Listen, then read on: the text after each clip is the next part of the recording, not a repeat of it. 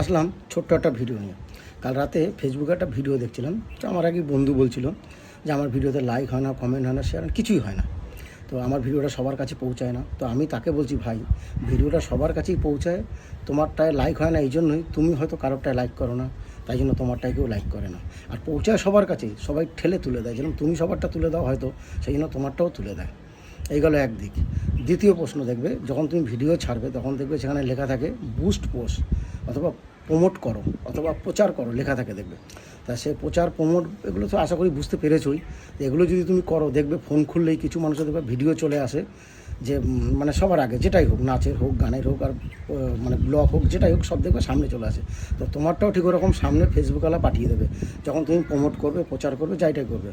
এগুলো দ্বিতীয় দিক। 3 নম্বর দিক, দেখবে তুমি যেরকম একটা ভিডিও ছাড়ো, আমিও একটা ভিডিও ছাড়ি, আরও 5 জন দেখবে একটা ভিডিও ছাড়াচ্ছে, সেই ভিডিওতে তুমি যদি লাইক করো তোমারটাও সবাই লাইক করবে। এগুলো আর এবার তুমি বলতে পারো যে দাদা তুমি এত কিছু জানো, তোমারটা কি হয়? আর দেখো ভাই, আমি ওই প্রমোট করার জন্যও করি না, প্রচার করার জন্যও করি না, আমি ভিডিও করি শখে ভাই। কেউ দেখলে দেখো, না দেখলে না দেখো, আমারটা যদি কেউ লাইক করো তো আমিও কারোরটা লাইক করবো ভাই, সোজা কথা। তো কথাটা কিছু যদি ঠিক বলে থাকি তো চলো টাটা।